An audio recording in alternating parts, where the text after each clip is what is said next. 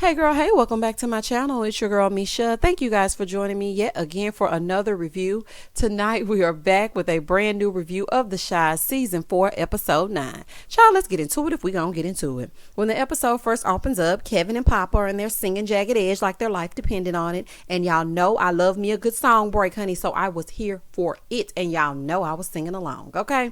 It took me back to my high school days. You know when you had that heartbreak and you just be singing, honey, singing your soul out. They gave me everything in this opening scene. Do y'all hear me? Still no parents, but they gave me everything. So Keisha putting the baby down for a nap. And I'm thinking to myself, if y'all don't turn down this loud music while this baby's sleeping, child. So Keisha gets a text from Christian. Their little date went fine the other night.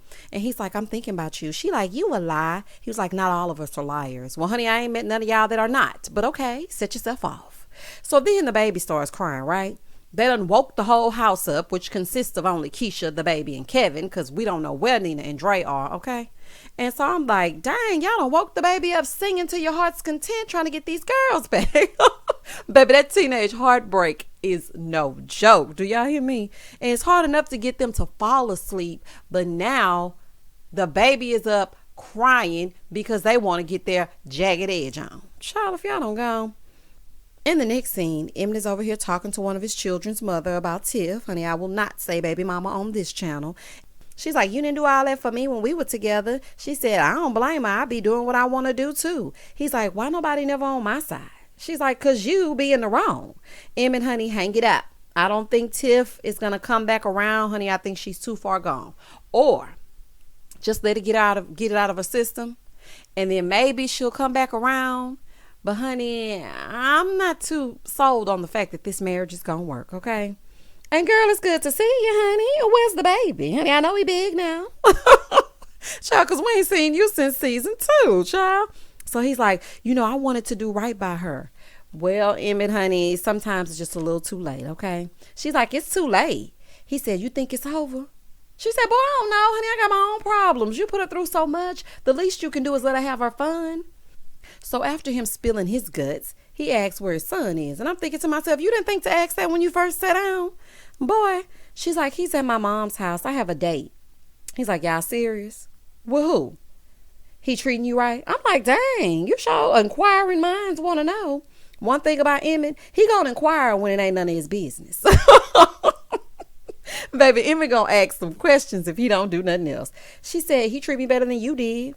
He said, yeah, well, I set the bar low. Well, honey, touche. Touche, honey. She's like, he's a good guy and he's good to my baby. He said, our baby. Well, honey, I can't tell because I never see you with any of your kids. So I'm a little bit confused as well. Baby, Emmett is going through it. Okay, Emmett, listen to me. This should be a wake-up call for you. If your marriage does work, okay? Don't go back into no foolery if this girl decides to leave Dante and his weed alone, okay? We're just going to speak positivity, okay? We're going to speak life. He has to consciously choose his family every day. You can't just do what you want to do when you want to do it if Tiff comes back around, honey. Good luck, child. In the next scene, Douda is sitting there rolling these balls around like Lawrence Fishburne and Boys in the Hood. I'm like, what is happening? And Trigg asks him if he's good. He's like, yeah, I'm on the mend. Child, you should have stayed in the hospital because you lost your whole mind on this episode. But child, moving forward. So he said, yeah, they say the best way to appreciate your life is to lose it. So you gonna, child, I was about to jump the gun. Honey, ooh, this episode. Let me tell y'all something. The Chi, I might say what I'm going to say about it, honey, and I might get into it as I get into it, but the Chi going to take you on a roller coaster, okay? You're up, you're down, you like it, you can't stand it, the writing sucks, the writing is brilliant. Honey, you just don't know what you're going to get. The Chi is like a box of chocolates. You never know what you're going to get. So he said, I saw my life flash before my eyes. Trigg said, well, what did you see? He said, the bridges I've burned and the people I've lost. He's like, I've been trying to prove I'm a good person my whole life. Trigg said, are you? Honey, I'm thinking the answer survey says, no. Okay? Child, sitting up here talking about you've been trying to prove you're a good person your whole life. Then acted a fool all up and through this episode. Child, I'm trying not to get ahead of myself, but baby, this was a mess. So he said, time will tell, honey, and no lies detected. He said, I don't have much of a family. I was hoping to be a part of yours. He said, Jake is the closest thing I have to a son. Trigg was like, but he's not your son. Honey, I don't know the way he acting, child. Is he? So Douda said, I think he can benefit from both of us being in his life. Why are you so obsessed with Jake? I'm not understanding it, honey. Let me find out that you are Jake's real father. Because I'm just trying to figure out what the obsession is. Okay, you took over, and I guess that's the closest thing that you've ever had to a child. Because Rosalind, baby, she ain't giving you nothing. And, you took a liking to Jake. But he's with his family now. I mean, you can drive by and say hi and whatnot, but you're not this child's father. So here comes Jemma Daddy, honey. He mad because they lost the bid for the Olympics. Douda was like, so what? He's like, do you know what this could have meant for us? Camille would have gotten behind us. Child, well, it ain't happening, okay? And Douda don't seem to care nothing about it, honey, especially after he was almost killed. He could really care less about the Olympics. He said, well, she's not here. See, this where Jemma get it from. This where Jemma get it from right here. All that talking you be doing. He said, yeah, unfortunately.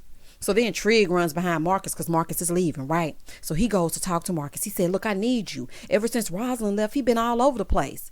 Oh, I was wondering where Rosalind went, honey. She left because of you and Tracy, Douda. Okay? And how is Tracy nowhere to be found either? Honey, I'm just so confused at this. So Marcus is like, he's always been all over the place. Then Trigg tells him, the community is just starting to trust us. Marcus is like, he don't care about the community. Marcus said, he ain't Superman. He just a ninja in a suit. Oh, child, you didn't have to read him like... You didn't have to read him like that. Baby, this is where Jemma get that sassy mouth from, honey. She get it from her daddy. So Trigg said, people can change. Marcus said, no, they can't. Honey, well, that didn't age well. Moving forward. Marcus got a lot of animosity towards Douda. And this is what I'm trying to figure out. Why did you financially back him if you didn't support who he was and the person he was? Like, I'm just a little bit confused at that. And I sense a bit of jealousy. I would be very careful with a guy like Marcus, honey. He cannot be trusted. So he said, you should be protecting the community from him. That's who you should be protecting it from. You need to be protecting your daughter from Jake. That's what you need to be doing. So Emmett's still roaming around.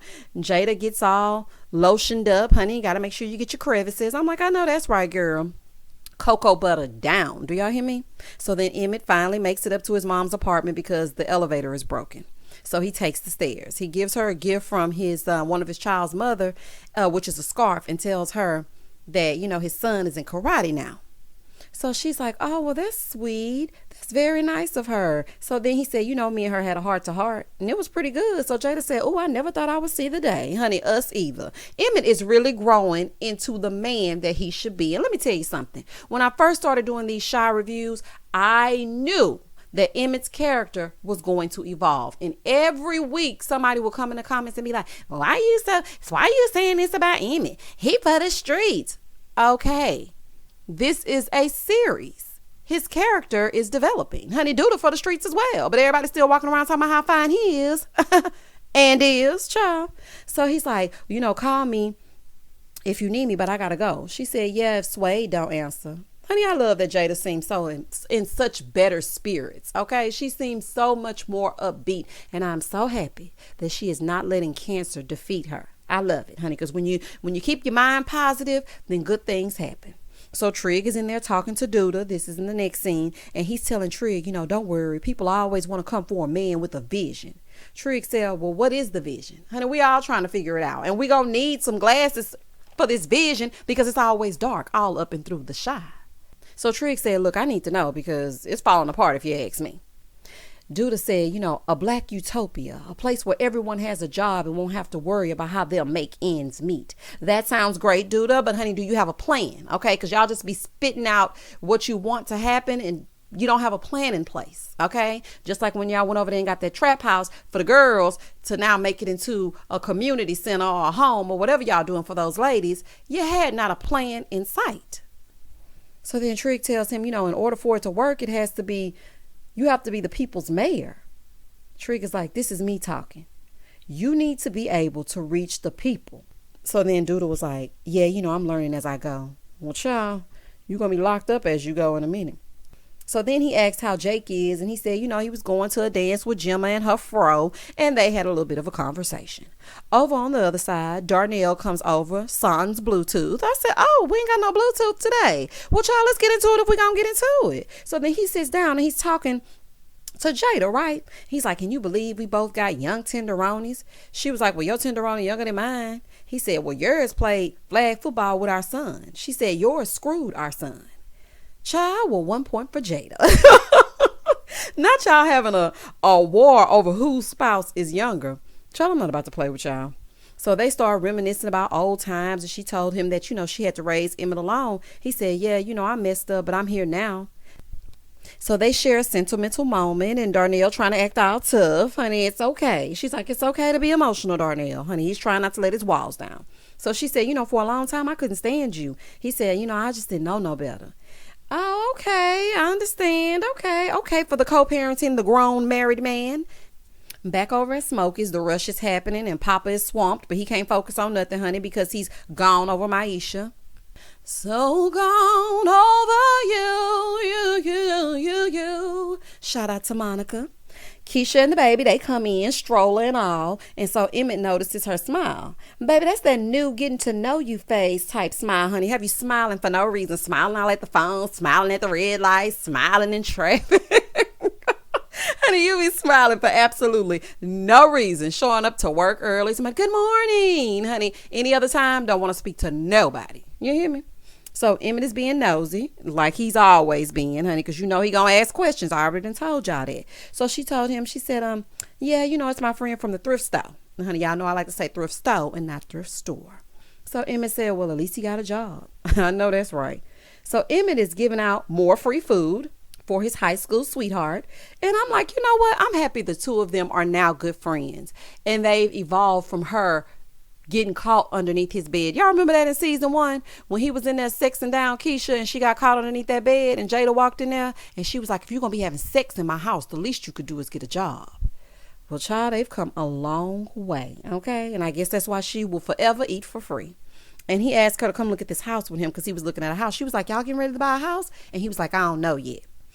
Over at Trigg and Imani's, Jemma is walking around spitting out her to-do list. She's like, I need to get my hair, my makeup, my dress, and a gift for my dad's birthday, but I don't know what I'm going to get him because he really doesn't like anything, and I'm just not sure. Whole time she talking, Jake being a teenage boy, not paying no attention. She's like, Jake, what did I just say? He said, honey, he ain't listening to you. Grown men don't be listening when we talk, child. You got to talk naked. That's the only way you can get them to pay attention. Honey, and by then, they tackle you, put you down on the bed, your legs in the air, and then it's just all over from there. So then he hears a horn blowing and he goes outside and Trigg throws him the keys to the whip for the night. Honey, I remember the first time I drove alone, baby. You could not tell me nothing. Do y'all hear me? Honey, I used to be all on the other side of town when I'm supposed to be grabbing milk for my mama. She would send me to the store to get her some milk. And I would literally drive 15 minutes across town, honey, going by my friend's house, blowing the horn, talking, what y'all doing? Knowing I'm supposed to be getting some vitamin D milk and bringing it back to that house within 5 minutes. The grocery store was at the light, okay? I'm surprised I never got in trouble. But then again, I guess my mom wasn't paying me no attention, child. Moving forward. So Trigg, once he gave him the keys, he said, look, you break, you buy. Back at Smokey's, Poppa is taking out these 2 light trash bags, talking about a little help here. I'm like, boy, if you don't put down one of those little trash bags and throw that stuff away. Kevin was like, I don't work here, but he helped him anyway, child. So then Jake pulls up on them and they hop in. Good to see them back together again. But Jake, I ain't forgot, honey, and you ain't fooling me, okay? And Kevin, you love to forgive somebody, child. You just a sweet young man. So as soon as they get in, they start smoking. Child, they're ready to get hemmed up by the community defenders. You cannot be smoking weed in this car. Is it legal to smoke weed in Chicago? I have no idea. Let me tell y'all something. I'm not a weed smoker. I never have, never tried it. And, nothing against it, but I'm not well versed in those things. So if you know, honey, comment down below. Because from the looks of it, they are about to get locked up by the community defenders. So then Kevin said, why he give you the whip? He was like, yeah, because I'm taking Jemma to the spring fling. He said, well, if you're going to take Jemma in this, at least fix it up. Pop was like, yeah, it does smell like chitlins, okay? He didn't say chitlins, but I'm zhuzhing it up. Aw, Kevin's still looking out for his friends because I would have let her drive off in this funkified G-Wagon. But that's just me. Sometimes I choose petty and sometimes I choose violence. So in the next scene, Jemma and her dad are at the dinner table and her dad is telling her, those SAT scores are not up to par. Of course, her little smart mouth. She's like, I don't care about my scores. She said, I don't know if it even matters.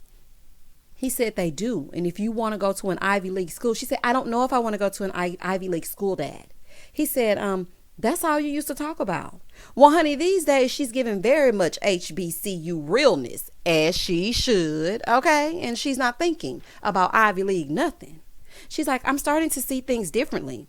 He's like, well, ever since you started hanging out with, she's like, there you go. There you go. Oh, no, ma'am. Oh, honey, baby, that little mouth would have been popped, okay? I would have grabbed a little bit of that fro around my hand. Honey, and it would have been on. Girl, you do not speak to your parent that way. Child, she's a little bit too grown for me, honey, but that's her dad's fault, okay? Because he let her run amok and run all up and through and do whatever she wants to do, child. But I'm just saying, honey, if it were me, that mouth would have gotten popped if she were my little fro-wearing teenager. I'm just saying. But Dad, don't start parenting her now, okay? Because when Kevin was sneaking out of that window, you had an opportunity to say something. You didn't pipe up. You didn't speak your speech, honey, so don't say a word now. So he's like, when me and your mom got divorced and I got full custody, I promised her that I would take care of you. She's like, yeah, I know. He said, and it's my job to take care of you. She said, but not control me. He said, be careful of the company you keep.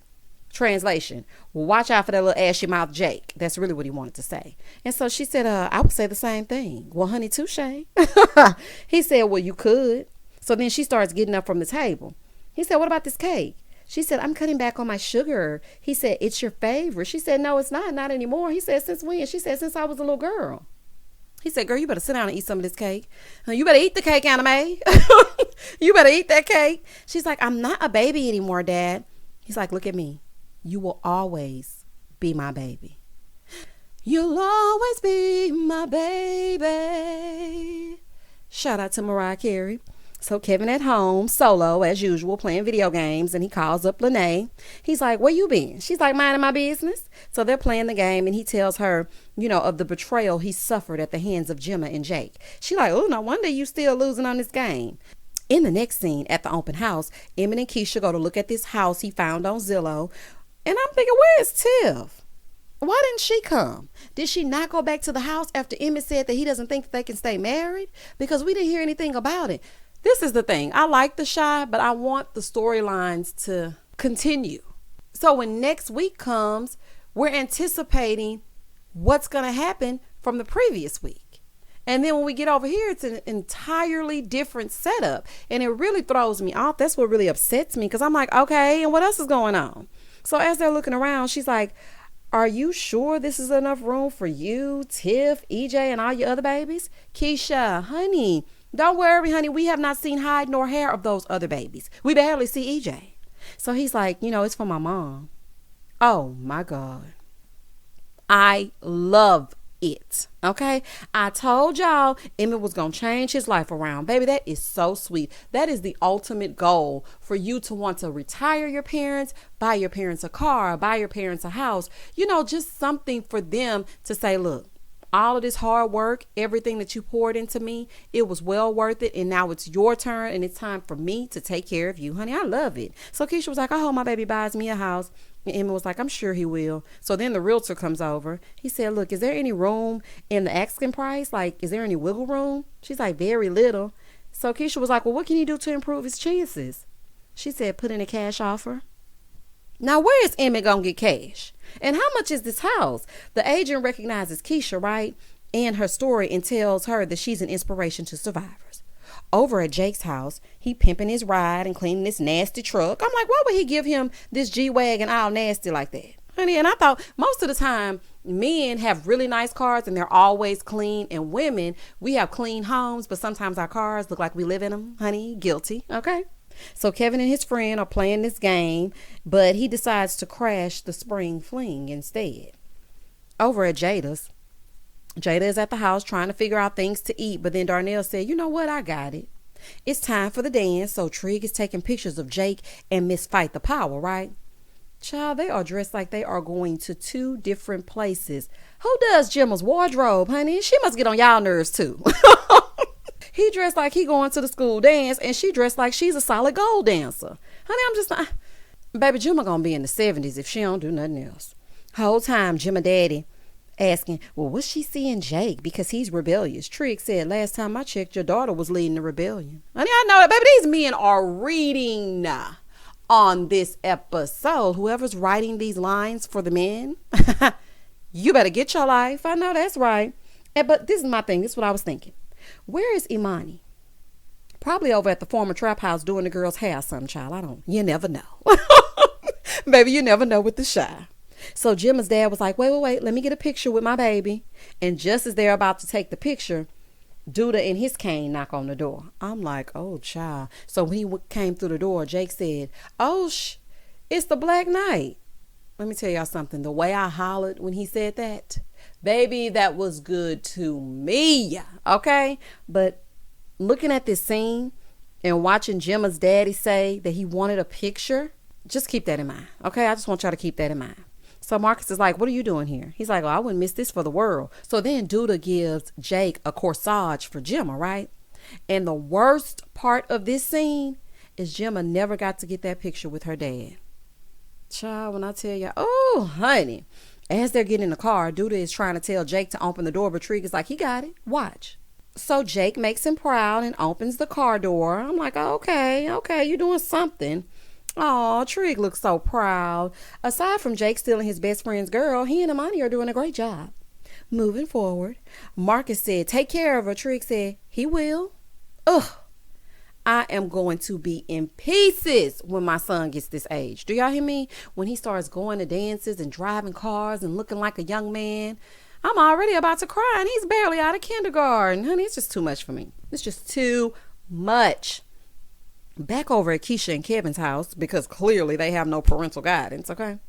Octavia is there with Keisha and she brings her a snoo. She was like, what is that? She said, it's supposed to rock the baby to sleep so you don't have to. She said, oh, thank you so much. I really needed that because I feel like a zombie. She said, I figured you needed it more than me. Oh, I feel so bad. Keisha, go on and integrate her in some kind of way, okay? Because, you did just go back over there and just take the baby back. So Keisha said, I'm sorry I didn't keep Ronnie with me. Girl, that's the apology. Not I'm sorry I took the baby back from you, but I'm sorry I didn't keep Ronnie with me. Child, you just like Nina. Octavia's like, I like that name. She's like, I'm sorry. She said, that's okay. So then she gets up to leave, right? She said, I have something for you. So then she gives her a picture of her holding the baby. I'm like, girl, why would you give her a picture of her and the baby she longed for only for him to be taken back? I would have been like, thanks, you little Indian giver. Honey, what? I would not have wanted that picture, but that's just me. But she's very graceful, very sweet, and very poised, honey. She definitely ain't me.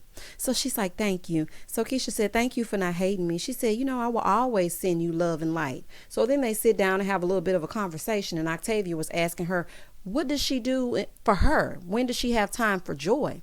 And she needs to do something to make her happy. Keisha said, look, I feel guilty every time I do something for me. When I tell y'all I can relate to that, that mommy guilt is something different. Do you hear me? I feel guilty for eating alone. I feel guilty for when I have 5 minutes to sleep a little longer. I just always feel like, oh my gosh, I'm taking something from my child. Child, that mommy guilt. Woo. So Octavia told her to stop by the office to fill out some college applications because they were talking, and Keisha was like, I really wanted to go to school before all this, but I can't fit that on my plate. So she's just trying to let her know that you can do it, but you have to do it gradually and not put everything on you all at once. She's like, why are you doing this? She said, because you remind me of myself at your age, and someone helped me. They helped me to not only be productive, but have a full life, not just a productive life. And I was like, you know what? I started thinking, I'm like, am I having just a productive life or am I having a full life? Child, let me check in on me. Child, I'm not sure. So in the next scene, Darnell is over there getting his Salt Bay on and he back in that Bluetooth. Honey, I knew it wasn't going to be long. So he cooking up a soul food dinner, even though Jada's supposed to be eating healthy. He calls Emmett on the Bluetooth so he can get him a pork chop. He's like, boy, you better get over here for all these pork chops be gone. And my question is this, where are Dom and Suede? Child, y'all know I'm going to ask, okay? Y'all know I'm going to ask. Time to hit the dance floor. The kids are socially distanced and dancing while they're cutting the rug. Kev in the cut just watching. And Lene was like, is that them? He said, yeah. She said, oh, she looked like she'll talk to your friend. And he was like, she does? Well, baby, we can spot them. Okay. Women can spot somebody that's not right a mile away. Down on the dance floor, Jake realizes he left his bag filled with weed at the house, so they have to go get it, right? Baby, this is when it's finna get good, child. Y'all get closer, okay? Get closer. Back at Marcus' house, Douda is still there having a drink. Why? I'm not sure. Y'all don't even like each other. So what is the reason that you are lollygagging in this man's home having a drink?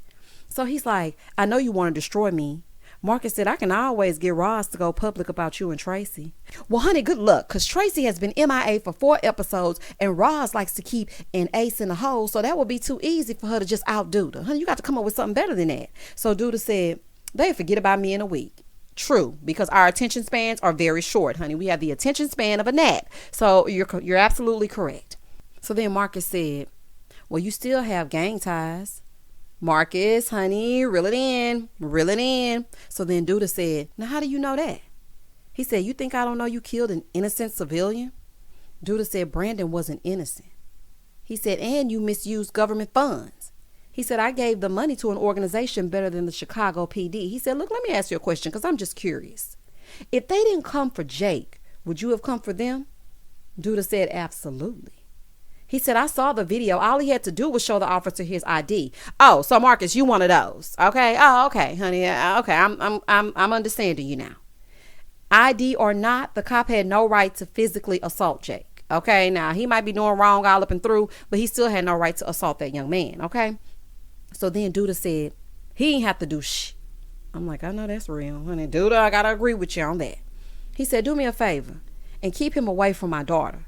Douda said, from what I can tell, it's your daughter out here screwing everybody. Not you done called his daughter a thought pocket. Yes, I said thought pocket.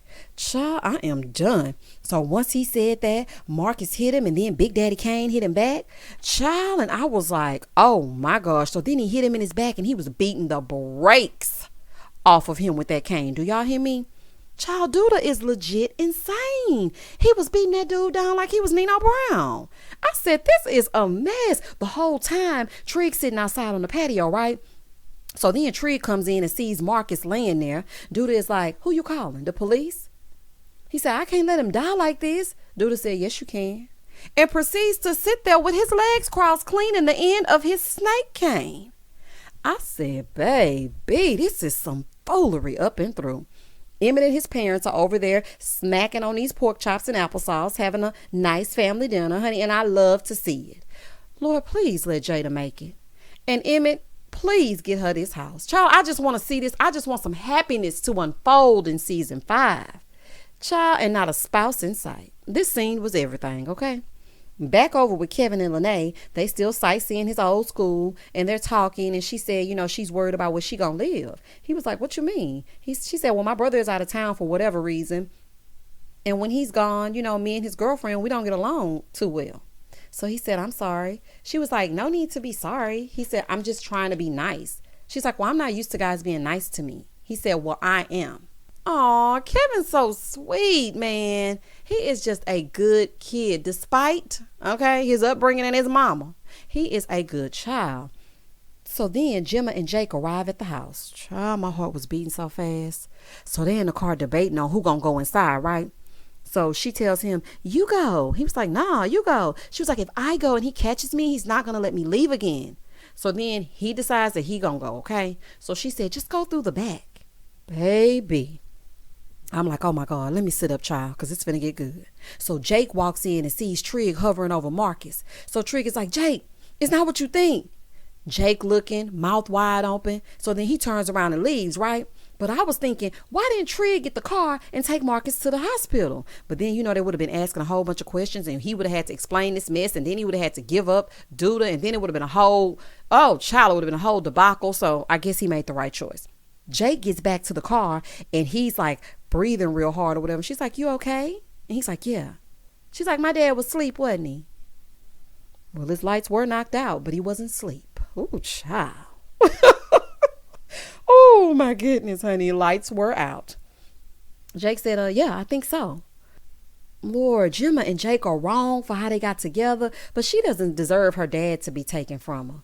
Oh, child, this is just too dark for me. And now Jake in the middle, too? This too much. And Douda sitting there smirking like ain't nothing happening. I'm like, this man is crazy. Moving forward. After everybody is fat full over at Emmett's mama house, Emmett asked for him to give him a line, right? For Darnell to give him a lineup. And Jada said, yeah, I could use a lineup too. And then she takes off her scarf and reveals to him, that she had to cut off all her hair. Darnell said, don't worry about it. I got you. And then Emmett was just sitting there smiling at his parents. You know what? I am so happy that Emmett got to see his parents together again. They really feel like a family. I needed this scene. I needed the Emmett and the Darnell and the Bluetooth and the Jada. I needed that scene because my heart is just beating and breaking so bad for Jemma and her fro. Back at Marcus's house, Trigg is over him saying, I'm calling the ambulance. He said he wanted to ruin me. Trigg said he has a daughter. Douda said he should have thought about that before he threatened me. He said, Trigg, let him die. Trigg, you better not let this man die. Because I have a funny feeling that this is going to come back on you. Child, you better get it together. Jake and Jemma at the hotel room ready to get it popping. But he just came after he done seen that. So, and who got y'all this room? Honey, it's hotel rooms, it's sleepovers. It's just too much going on, honey. Over at Kevin and Keisha's, he's making a pallet on the floor and told Lene that she can stay there and she can take the bed, right? So she gets down there with him and gives him a kiss on the cheek. And finally, Kevin had a good day and it ended with a smile. Child, I'm so happy for Kevin. I don't know who decided to give him a bright light, but thank you. Okay, to the writer that wrote this scene for Kevin, you are everything, child. That was the end of the episode. I got so many questions, okay? I have so many questions, honey. We got to get the answers. Where is Nina, Dre, and Tiff, honey? Where will Jemma go? Will she get pregnant by Jake? Will she start living at the trap house for the wayward girls, honey? Will Marcus live or will he die? Why is Douda so obsessed with Jake, honey? Let me find out. And what is Trigg gonna do? And where is Imani, honey? And we know Imani is the brains of the operation. She would have been got him together, put a tourniquet on him, and we would have been fine. Child, this is just too much, okay? And why do we have to wait until the season finale to see if Dre gonna stay with old trifling Nina? Child, I can't take it. Please comment down below. Let me know what you thought about this episode. Let me know what are your thoughts. Did I miss anything? And as always, stay safe, stay blessed, spread love, not